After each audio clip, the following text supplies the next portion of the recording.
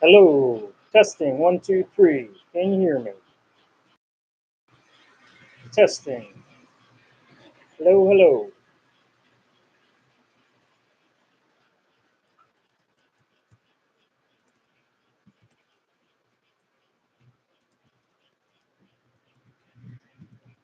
Well, once again, Flyer or the YouTube channel is not letting me go live with the scheduled channel, live channel feed that I had.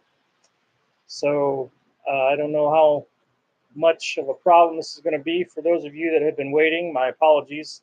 I don't know what to do. But if you could send me a quick comment, tell me if you can hear the audio, that would be great.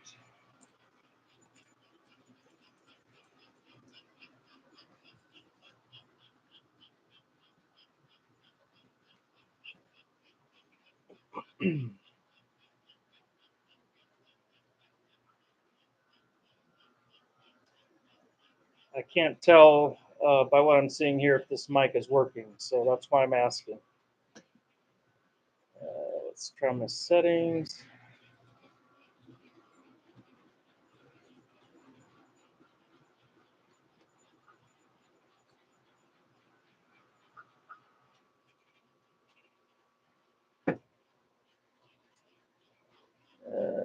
Okay, microphone on.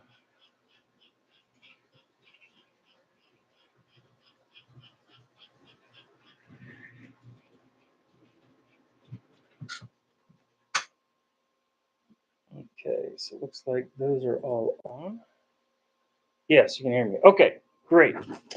Well, thank you all for tuning in. And again, my apologies that for whatever reason I couldn't make the scheduled video go live like they used to let you do. Maybe that's something that changed on YouTube. But I know it's been a while since I've done something live. So thank you all for taking a few moments out of your Friday afternoons to join me. And a shout out to Tom and Dave. See you guys. Thanks for letting me know the mic's working. That's great. And also want to say a shout out to Hawkeye, who said he's going to join us here today from Kentucky. And anyone else out there that hasn't commented yet, tell me who you are. I'd love to say hello. You can do that in the comment section there. We can do live comments when we're doing live video.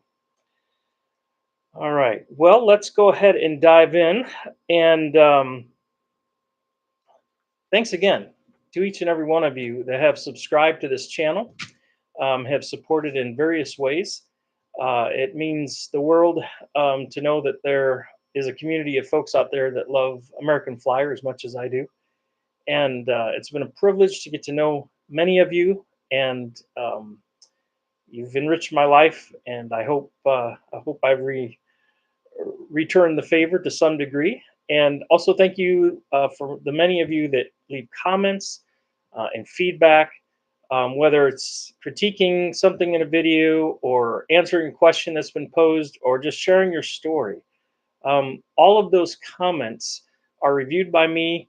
They stay in the video, and people will read them for years to come. And so everything you do when it comes to a comment is building up the community of Flyer. And so that's kind of cool. In fact, that kind of segues into something I thought I would just mention again. While this channel may have started out as just, I had a channel, I thought, I like Flyer, I mess around with stuff, I try to get stuff repaired and fixed. I'll make videos, I remember begging family members to subscribe so that I'd have one person, that subscribed to that kind of thing. And it's kind of taken off. And I know that I'm one of many out there that have YouTube channels about American Flyer, and I love it. The more Flyer YouTube channels and other media outlets there are, I think the better. Um, but one of the other pieces and the other reasons that I'm interested in continuing on with this channel and some others is because I want to promote the hobby. Um, I don't want to sound morbid, but the majority of you that are into American Flyer are in your early 70s or older. And we need to get more people involved. We need to get younger people involved. And this is nothing new. You are all aware of that. Um, and so, my feeble attempt at doing this, at recruiting, if you will, is using media. And I wanted to start with YouTube because I had hoped to garner kind of a base of support, if you would, and that has happened. You guys are amazing. Um, More recently, I added an Instagram channel. And what's interesting about the YouTube channel is when I look at the analytics, so I get kind of reports on the demographics and the who's are reviewing the videos that I post. And for the most part, the people viewing the videos I post are 65 plus. And again, I love it. Thank you very much for your support. But I also want to see younger people engaged. And it's been very interesting as I've experimented and dabbled with some things, um, what has happened. So, for example, with Instagram, there are a lot of younger people, let's say 20s to 30s, that I see that have train related posts there. And initially, I saw a lot of traction or a lot of response from my Instagram videos and pictures and flyer related items, driving people to this channel.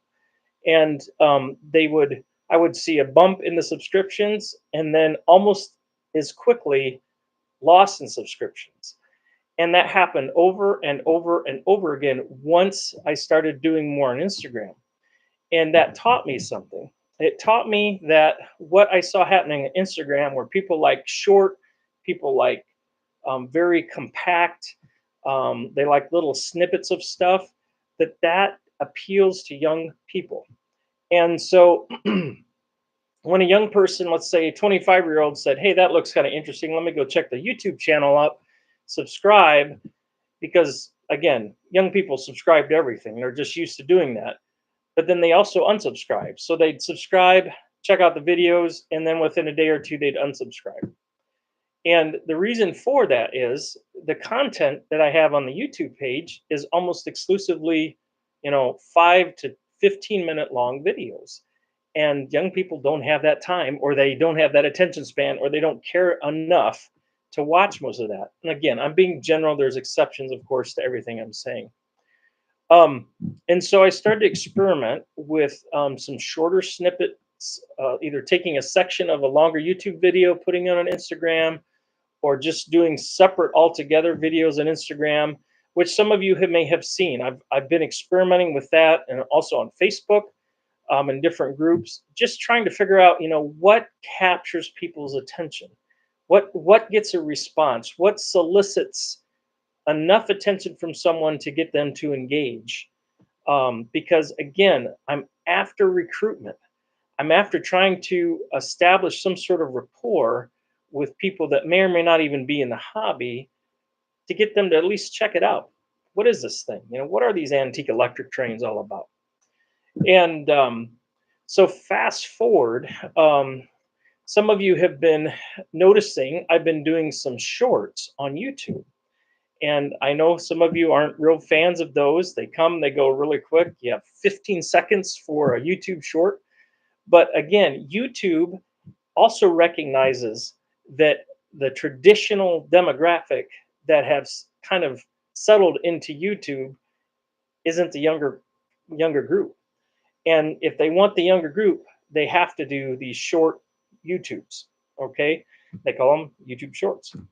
And here's what's fascinating. I can post, one of the videos that I've been doing on YouTube, and in the first 24 hours, it'll have anywhere from 150 to 400 views. I can post a 15-second short on YouTube at 4 a.m. in the morning, or right before I get to work in the morning, and within usually about an hour, it'll have 1,000 to 2,000 views. And these are people that I'm sure have never seen American Flyer before. What's the difference? Well, it's the type of material that they're seeing. It's a short. And so young people are less concerned with the content. I mean, it's just got to capture their attention a little bit, and then they'll watch it. Again, it's only 15 seconds.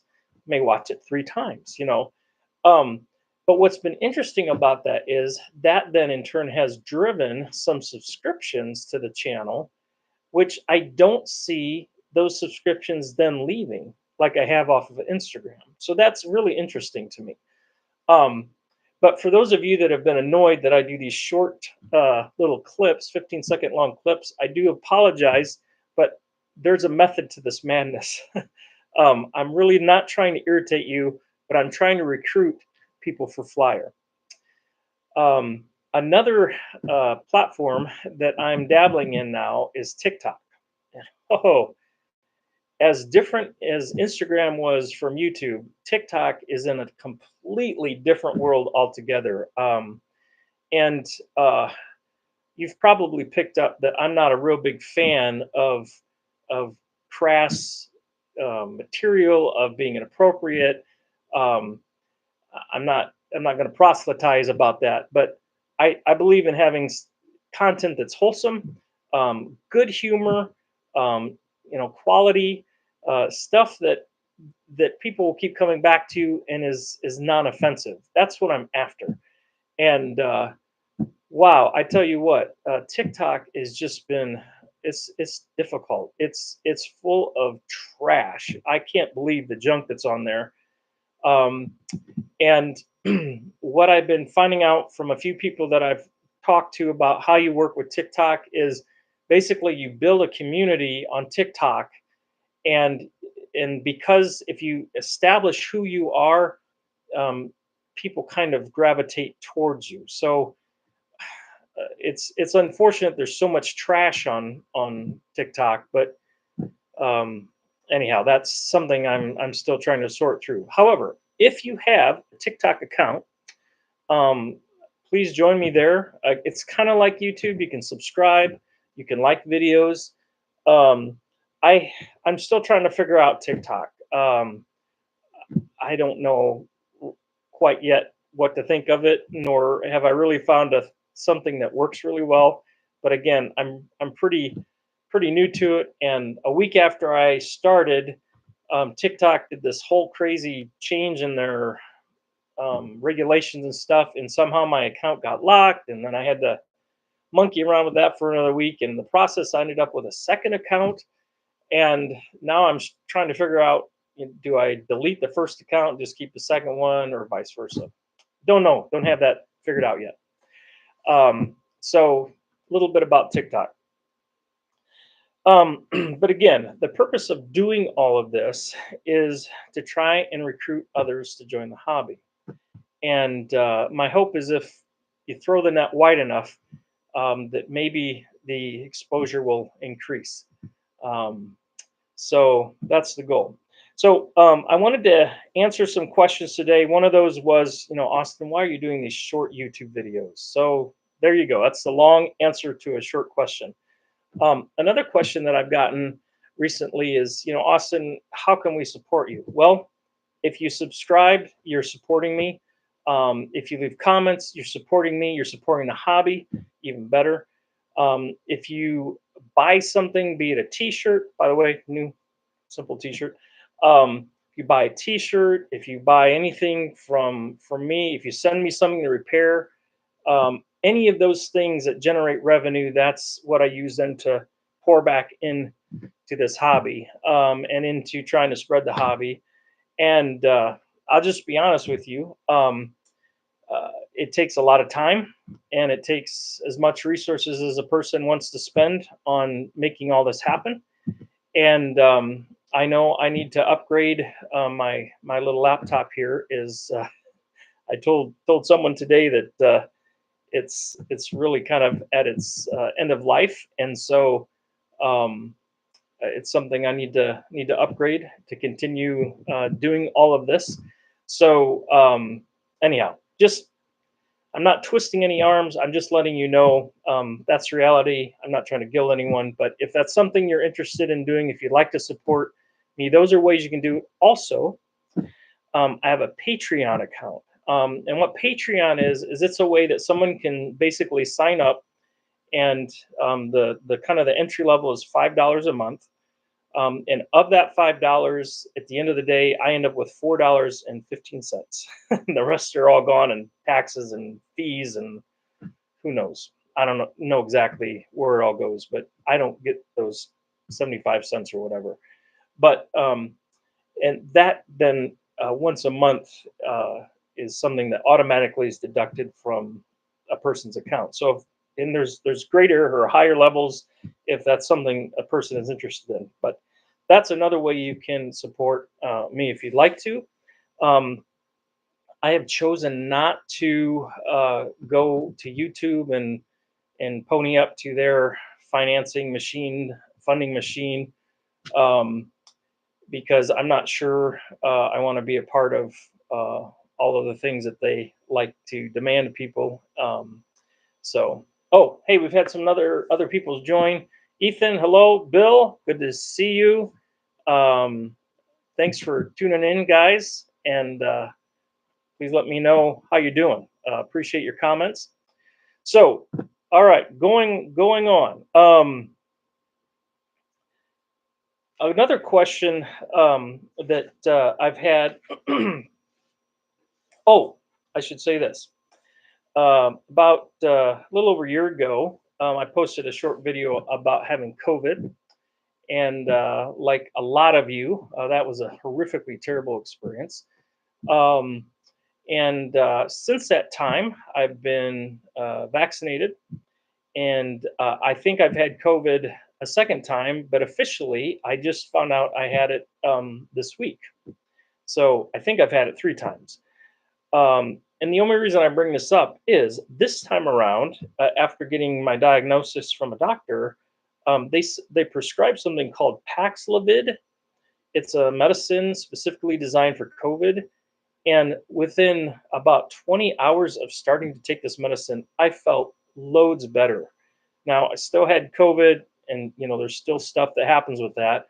But it certainly was much less a painful experience than, especially the first time with COVID and all the craziness that happened, and there's no medicine. And again, you all have had your own experiences, so I just wanted to mention that Paxlovid. So if you get COVID, Paxlovid, it's your friend. All right. So a little over a year ago, I introduced something called crossovers, and these were angled pieces that allowed rails to crisscross. And Flyer came up with a 90-degree crossover that was part of their standard offering. And as a kid, I always thought, why in the world, like HO and Lionel and everyone else, don't they have other angled crossovers? So, with the help of a very smart friend, actually two smart friends, and then eventually a 3D printer, came up with a 30, a 45, and a 60-degree crossover. And several of you have ordered those from me, and appreciate that very much. Continue to make those for people. But my point is, I wanted one of those for my layout, and it's one of those things where you know you have a need, and so you figure out a way around it. Well, fast forward to a few months ago, and this kind of happened again. A gentleman that I had some conversations with said, "Hey, I've got this large radius K-line, 54-inch radius Flyer Trag. Would you have a highway crossover to go with those, the curved ones?" And I was like, "Well, let me check with my friend." And he and I worked that through, and so we made a highway crossover for large radius, and then made one for regular radius, and then made one for straight. So had those in addition to the track crossovers. And as my friend and I were talking, I said, "Hey, what would it take to then do roadbed?" And so today I want to officially announce that I have roadbed.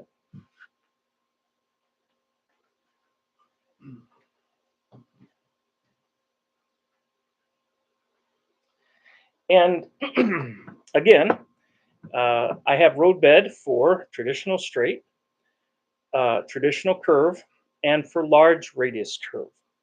And the roadbed is made from a flexible plastic. Okay, it's kind of like rubber, but obviously it's not rubber. And then in addition to that, I print separately ties. And the ties can be done as a black matte or a flat black or a gloss black. And then those basically just go under the track, and they have little grooves that fit underneath the rail. So they kind of just float there. And if a person wants to, you can super glue them. But this stuff is flexible. I also have the option of printing the straights and the large radius with or without screw holes. Now, in my installations here at my house on my layout, I have chosen to use screws to hold the roadbed, and then the track just floats in the roadbed. And this has worked out really well so far. Again, to each your own, but I wanted to make you all aware of that. Now, in addition to this gray, also have black. And I'm going to turn the laptop around here in a little bit, and I will show you the layout. It's in decent shape. I still don't have quite all my mess picked up, but I will show you what that looks like here.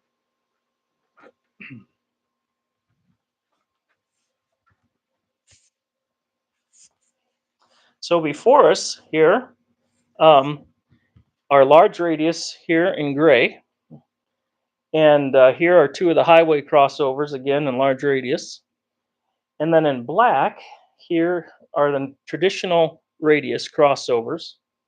And we have both curved and straight in black. And looking down this way, of course, it'd be straight and gray. Um, so this is what I've done with my layout. And I've gone ahead and done the entire layout. I got rid of all of my original flyer roadbed and converted everything to the stuff that I have made. And um, I did that for a couple reasons. One was I wanted the outside loops. I have two outside loops on this layout that kind of basically go around the edges of the layout. And I wanted to use the large radius curves at both ends, and I wanted roadbed. And I decided after consulting some of you folks that are very smart and are wonderful to talk to about such things, that maybe the light gray would be a good route to go for the main line. And then my secondary lines have the dark or the black. And the idea being those, would be have longer use without, being refreshed, more cinder stuff. So anyhow, that's the thinking. So kind of the more main lines are light gray, and the secondary lines and uh, other sidings and whatnot are going to be the black. And I don't know how well this shows up in this camera on this laptop because it's not a very good camera resolution wise, but hopefully you can see that there's gloss and flat mixed. I kind of like that look because it looks like the variations that you see in real time or real life with train track. Again, I'm trying to show that.